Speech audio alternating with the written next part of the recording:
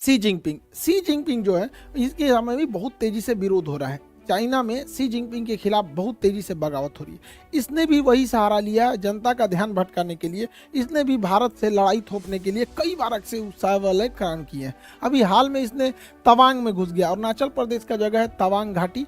तवांग में जहाँ बोमडीला दर्रा भी है, तवांग जिला में है, वहाँ पे चाइनीज सैनिक ऊपर आने लगे भारतीय पोस्ट पर। भारतीय सैनिकों ले डंडा मार के कपार फाड़ दिया है सब चाइनीज सबका।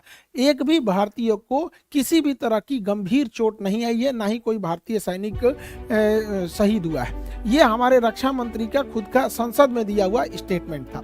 और वहीं चाइनीज मीडिया इस पर एकदम चुप है। जब चाइनीज पिटाते हैं सब ना तो एकदम चुप हो जाते हैं। आपको याद होगा जो जून 2020 पिटाया था, 6 महीना बाद बोला था कि हाँ हम लोग पिटा गए। वो सब इतनी होता है, सब आके भाज रहा था, सब मार यहाँ पे लाठी का पार फाड़ दिया सब चाइनीज सबका। चाइना वहां से भाग निकला और अभी चाइना कुछ नहीं बोल रहा है। अपनी जनता का ध्यान भटकाने के लिए ये कभी ताइवान के ऊपर अटैक करता है, कभी ये भारत की ओर। अभी इसके जो फाइटर जहाज थे सब वो कई बार उत्तराखंड के पास में मडराने लगे सब। उत्तराखंड के पास मडराने के भी कई रीजन है। उत्तराखंड में अभी भारत और अमेरिका की सेना यहाँ बहुत करीब नंदा देवी पर्वत के पास आकर चाइना के पास युद्ध अभ्यास की। इसीलिए वो अपने ड्रोन को, और उसने सबसे बड़ा जो बमवर्षक जहाज बना है S-20, ये बमवर्षक जहाजों को भारत के सीमा के पास उड़ाते रहता है। तो भारतीय सेना भी अपनी वायु से एयरफोर्स को तुरंत एक्टिवेट कर देती है और एयरफोर्स भी ऊपर से जाके वार्निंग देने लगती है कि अगर इधर की ओर आओगे तो तुम्हारा भी इलाज कर दिया जाएगा बढ़िया से। चाइना को पता चल गया है कि भारत की अब विदेश नीति जो है काफ़ी एग्रेसिव हो गई और ये होना भी चाहिए। हमें अपने दुश्मनों को पहचानने में क्षणिक भी देर नहीं करनी चाहिए। इंडियन एयरफोर्स अब काफ़ी तेजी से चाइना का मुकाबला करने लगती है। चाइना के साथ समस्या ये है कि यहाँ पे तिब्बत है। तिब्बत का पठार इतना ऊंचा है कि यहाँ पे कितना भी बेहतरीन जहाज दे दीजिए, कितना भी बेहतरीन जहाज, वो अपने फुल कैपेसिटी से नहीं उड़ सकता है, क्योंकि तिब्बत के ऊपर ऑक्सीजन की मात्रा बहुत कम होती है और किसी भी जहाज हो गया उसमें ईंधन जलने के लिए ऑक्सीजन की ज़रूरत ज़्यादा होती है। तो यहाँ कितना भी बढ़िया जहाज रहेगा, यहाँ से यहाँ आने में अपनी पूरी पावर नहीं लगा सकता है। जबकि भारत का जहाज तो इधर ही रखा हुआ है यहाँ पर, इसके लिए ज़्यादा उधर नहीं है, इसी को ज़्यादा दिक्कत आता है। आपको पता होगा तिब्बत और हिमालय के ऊपर से कोई कमर्शियल जहाज जाते भी नहीं है सब यहाँ पे। तो इंडियन एयरफोर्स काफ़ी एग्रेसिव में इसमें आगे बढ़ रही है। लेकिन चाइना इसे अन्य जगहों से घेरना चाह रहा है। पाकिस्तान के सहारे घेरना चाह रहा है, इधर मलक्का के सहारे, इधर तंजानिया के सहारे, तंजानिया के साथ इधर से मलक्का को इधर से, और ऐसे चारों ओर से चाइना भारत को घेरना चाह रहा है। हालांकि भारत भी इससे अब काउंटर अटैक के मूड में आ गया है। भारत अपने वायुसेना की ताकत को लगातार बढ़ा रहा है। एयर बेसेस को भारत बढ़ाया जा रहा है। अभी गुजरात में दीसा एयरबेस का शिलान्यास किया गया। यह एयरबेस बहुत जरूरी था। दीसा एयरबेस कहाँ है उससे पहले आपको पाकिस्तान के एयरबेस का आइडिया होना चाहिए। पाकिस्तान का इधर का एरिया है बलूचिस्तान, इधर उसके दुश्मन कम है अफगानिस्तान है, तो उसमें अफगानिस्तान के पास कोई उतना टेक्नोलॉजी ही नहीं है। और उसका ज़्यादातर एयरबेस अगर आप देखेंगे तो ये भारत की ओर मिलेगा। ये उसने पाक ऑक्युपाइड कश्मीर है, POK पे कब्जा कर लिया है यहाँ पर। अब यहाँ अगर आप ध्यान देंगे तो ये पाकिस्तान के बहुत सारे एयरबेस हैं, जिसमें एक तो यहाँ शहबाज एयरबेस इसका बहुत प्रसिद्ध है। यहाँ F-16 जहाजें रहती हैं। शहबाज एयरबेस, सुकूर एयरबेस, यहाँ पर मीरपुर एयरबेस।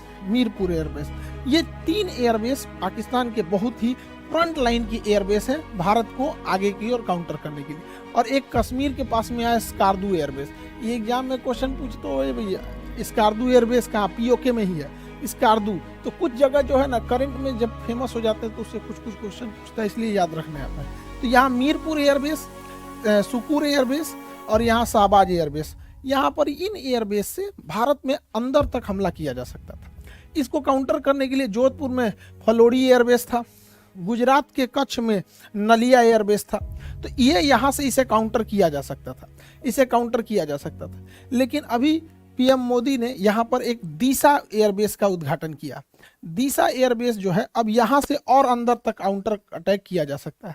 तो ये एयरबेस भारत के लिए बहुत ज़रूरी है, क्योंकि हमको हर तरफ से काउंटर अटैक के लिए रेडी रहना है, क्योंकि चाइना लगातार पाकिस्तान को सपोर्ट करते जा रहा है। तो ये एयरबेस ज़रूरी है।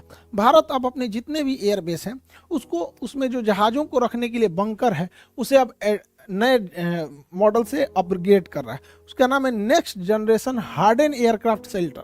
ये इतने मजबूत होते हैं कि रनवे के बाद जहाज को अगर इसमें ले आ देते हैं तो इसके ऊपर 1000 किलो का भी बम गिरा दिया जाता है ना, इसको कोई असर नहीं होता है। इसकी टेस्टिंग हो चुकी है। देखिए ये जहाज इसी के अंदर था, ये जहाज इसके अंदर था, इसको रख के तोड़ा है सब, ये ऊपर वाला ब्लास्ट हो गया है, जहाज चुपचाप निकल के चला गया। तो ये भारत इसको बहुत तेजी से अपने हर एक एयरबेस में इसको ला रहा है ताकि जहाज जो है एयरबेस पे भी सेफ रह सके, ताकि युद्ध की स्थिति में काउंटर अटैक किया जा सके। भारत इसको बहुत भली भांति से समझ गया है कि अब हम लोगों को एग्रेसिवली आगे बढ़ना पड़ेगा, क्योंकि चाइना लगातार हमें घेरते आ रहा है।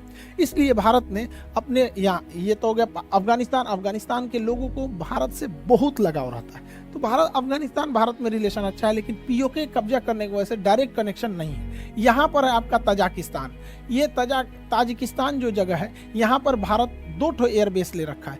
यहाँ से हम चाइना के लिए भी काउंटर अटैक कर सकते हैं, यहाँ से पाकिस्तान के डीप एरिया में भी काउंटर अटैक कर सकते हैं। 2 एयरबेस है यहाँ पर, एक का नाम है ऐनी एयरबेस और एक का नाम है फारकोर एयरबेस। ये दोनों एयरबेस ताजिकिस्तान में, फारकोर और ऐनी एयरबेस, इससे हम लोग चाइना के एरिया में काउंटर अटैक और पाकिस्तान में कर सकते हैं। ये सबसे ज्यादा काम कब करेगा? चाइना यहाँ पे सड़क बना रहा है CPEC, China Pakistan economic corridor, इसको इधर से तो अटैक करता ही हो सकता है, इस एयरबेस के थ्रू यहाँ से भी अटैक किया जा सकता है। इसलिए भारत को अब रेडी रहना है, क्योंकि चाइना में अगर ज्यादा विवाद होगा तो पक्का किसी ना किसी से उलझेगा। तो उधर या तो उलझेगा ताइवान से, नहीं तो इधर उलझेगा भारत से। इसलिए सतर्क रहना है। हम लोग के लिए भी एक तरह का ये लिटमस टेस्ट है। हालांकि भारत बहुत तेजी से अपने कदम आगे बढ़ा रहा है, लेकिन चाइना का सोच क्या है, वो सिल्क रूट के माध्यम से भारत को घेरना चाह रहा है। लेकिन चाइना की टेंशन क्या है, वो मलक्का के पास से यहाँ से भारत को, ये उसके लिए सबसे बड़ी समस्या है, क्योंकि मलक्का के पास भारत बहुत स्ट्रांग है।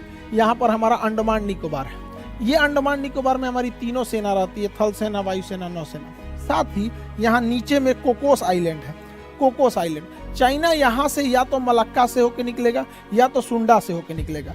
अगर मलक्का से होकर निकलेगा तो अंडमान निकोबार में कुछ आएगा, और अगर सुंडा से होकर निकलेगा तो कोकोस में कुछ आएगा। देखिए कोकोस आइलैंड हमारा नहीं, देखिए कोको अलग है, कोको आइलैंड म्यांमार के पास है, हम ही लोग का था, नेहरू ने गिफ्ट दे दिया। ये कोकोस आइलैंड जो है ये ऑस्ट्रेलिया का है, लेकिन ऑस्ट्रेलिया से हम लोगों ने समझौता कर रखा है कि एक दूसरे के बेस का इस्तेमाल करने के लिए, तो इसका इस्तेमाल हम लोग कर सकते हैं यहाँ से काउंटर करने के लिए। इसलिए चाइना को पता है कि इस एरिया में हम कुछ नहीं कर सकते हैं, इसलिए चाइना मलक्का को अपने डेलिमा दुविधा समझता है, मलक्का डेलिमा। इसलिए वो डायरेक्ट इस एरिया से समुंदर से घूम के नहीं आना चाहता है, वो डायरेक्ट सड़क के माध्यम से अपने सामान को यहाँ लाता है और इस रास्ते से निकल जाता है। यहाँ पे उसने बहुत बड़ी सड़क बना रखी है, इस सड़क के चारों ओर फैक्ट्री, पेट्रोल पंप, हॉस्पिटल्स, अलग अलग चीज़ों को खोल रखा है। इसका नाम है CPEC। CPEC को काउंटर करना भी बहुत जरूरी है, जो ग्वादर पोर्ट से जुड़ता है। यहाँ पर CPEC के लिए यहाँ पर हमको ऐनी एयरबेस और फारखोर एयरबेस यहाँ से काउंटर कर देंगे, और यहाँ ईरान का चाबहार बंदरगाह हम इसे काउंटर करके आइसोलेट कर सकते हैं। इसलिए रेडी रहने के लिए ज़रूरी है। हालांकि भारत के पास इसके अलावा भी बहुत सारी संभावना है। यहाँ पर चाइना इतना तेजी से एक्सपांड किया कि अफ्रीका का देश है जिबूती में इसने अपना एक सैन्य अड्डा ले लिया। अब जिबूती समुद्र का इतना पतला रास्ता है कि अगर यहाँ स्वेज नहर से कोई भी जहाज यूरोप से आएगी तो उसे जिबूती से जाना ही पड़ेगा, और जिबूती पे उसने एक भाड़े पे सैन्य अड्डा ले लिया है। लेकिन अच्छी बात यह है कि जहाँ इसने सैन्य अड्डा लिया है वहाँ से थोड़ी ही दूरी पर फ्रांस का भी सैन्य अड्डा है, और हमारा और फ्रांस का समझौता है कि हम एक दूसरे के सैन्य अड्डे का इस्तेमाल कर सकते हैं। तो यहाँ ये पैसा दे के सैन्य अड्डा ले रहा है, भारत वहाँ ऐसे ही पहुँच सकता है। इसके अलावा जरूरी है भारत सरकार को कि यहाँ पे यमन में अभी अशांति फैली हुई है। यमन का यह सोकोत्रा आइलैंड भारत के लिए एक वरदान साबित होगा, क्योंकि अगर हमारा सोकोत्रा आइलैंड पर अब अगर प्रेजेंस बन गया तो यहाँ से हम ग्वादर बंदरगाह को काउंटर कर सकते हैं, यहाँ से हम जिबूती को काउंटर कर सकते हैं, और यहाँ से हमारी सप्लाई लाइन को भी कोई नहीं रोक सकता है।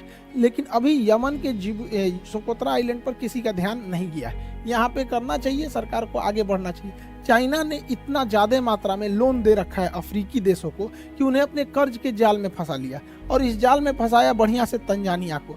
तंजानिया जो है इसका एक जंजीबार द्वीप है जो दुनिया में सबसे ज़्यादा लौंग के उत्पादन के लिए प्रसिद्ध है। तंजानिया के सभी समुद्री तटों को चाइना मांग रहा है कि हमको दे दो लीज पे, ये सारे समुद्र तट पे हम अपने बंदरगाह बनाएंगे। और आपको पता है कि चाइना अगर बंदरगाह बना दिया तो वहाँ अपनी पनडुब्बी नौसेना की जहाज़ों को लाएगा। हम लोगों की लाख कोशिशों के बावजूद चाइना का जहाज यहाँ पर अपना लंगर डाल ही दिया। इसलिए इसे काउंटर करने के लिए भी भारत के पास कई सारे द्वीप हैं। सेशेल्स का द्वीप एजम्पशन आइलैंड, जिसपे भारत अपना मतलब बेस बनाने वाला है। सेशल्स में यहाँ पर है, मॉरिशस में एग्लीगा द्वीप है। ये दोनों द्वीप यहाँ से काउंटर अटैक के लिए यहाँ पर अवेलेबल हो सकते हैं। तो कहने का सेंस ये है कि भारत को पहले से अब रेडी रहना चाहिए, क्योंकि चाइना में जहां उथल पुथल होगा तो शी जिनपिंग अपने देश की जनता का ध्यान अपने ओर से हटाने के लिए वो कि या तो ताइवान की ओर हमला करेगा या तो फिर भारत की ओर। हालांकि भारत की ओर करेगा नहीं, अब उसको पता है कि 62 नहीं रह गया, यहाँ पे आदमी दौड़ा के मारेगा उसको। हालांकि युद्ध में अब अगर देखेंगे तो वर्तमान परिदृश्य में कई सारी चीजें चेंज हो गए हैं। यूक्रेन युद्ध में ड्रोन ने पूरी तरह से कंप्लीट सिनेरियो को ही चेंज कर दिया। तुर्की जैसा देश ड्रोन के मामले में, ईरान जैसे देश ड्रोन के मामले में बहुत तेजी से आगे बढ़े हैं। तुर्की का कौन सा ड्रोन यूक्रेन में तबाही मचाया और रूस जैसे शक्तिशाली देश को ईरान से क्यों ड्रोन मंगाने पड़े, इसे भी हम लोग समझेंगे।